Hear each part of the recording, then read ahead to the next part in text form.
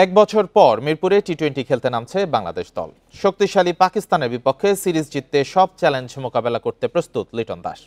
বলছেন উইকেট থেকে সুবিধা পাবে দুই দলই। অন্যদিকে সিরিজ জয়ের বিকল্প ভাবছে না পাকিস্তান। মিরপুরের হোম অফ ক্রিকেটে খেলা শুরু কাল সন্ধ্যা 6টায়।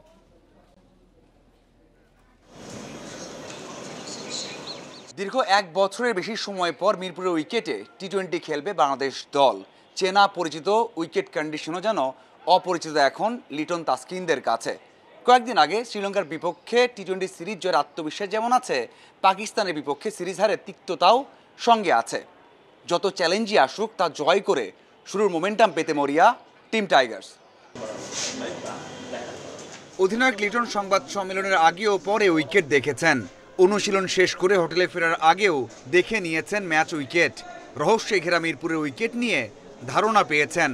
তবে সেখানে আগের মতো শুধু স্পিন জুজু থাকছে না। যে কোনো টিমকে বিট করার মতো মেন্টালিটি আমাদের আছে এবং আমরা সেই চেষ্টাই করব। বাট পার্টিকুলার ওই দিনটাতে আপনাকে ভালো ক্রিকেট খেলতে হবে। তার মানে এই না যে হোম কন্ডিশন বলে যে আমরাই বেটার ক্রিকেট খেলবো, তা না। আগেও বলেছি পাকিস্তান গুড সাইড এবং তারা ম্যাক্সিমাম প্লেয়ারই এই বিপিএলে খেলে থাকে। মিরপুরের উইকেটে এলোমেলো খেলার সুযোগ নেই। 4 ছক্কা হাঁকাতে হলে সোজা ব্যাটে খেলতে হবে। নেটে তামিম, ইমন, লিটন সেটাই চেষ্টা করেছেন। শ্রীলঙ্কা সফরের আত্মবিশ্বাস সাথে আছে, তবে নতুন মিশন একদম নতুনভাবেই শুরু করতে চান। উইকেট বিবেচনায় একাদশে একটা পরিবর্তন আসতে পারে, যে কারণে আমরা 2-1টা বলারকে ইউটিলাইজ করলে রানটা বেড়ে যায়। So but national team different জায়গা, আপনার প্রত্যেকটা টিমে 5-6টা ভালো কোয়ালিটি বলার থাকে।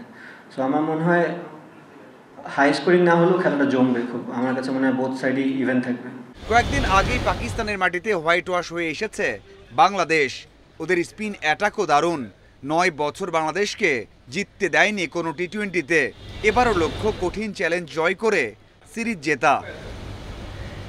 শ্রীলঙ্কায় সিরিজ জিতে সাহস বেড়েছে অধিনায়ক লিটনের। খুব দূরের চিন্তা না করলেও এশিয়া কাপ ও বিশ্বকাপের ভাবনা থাকছে পাকিস্তান সিরিজে।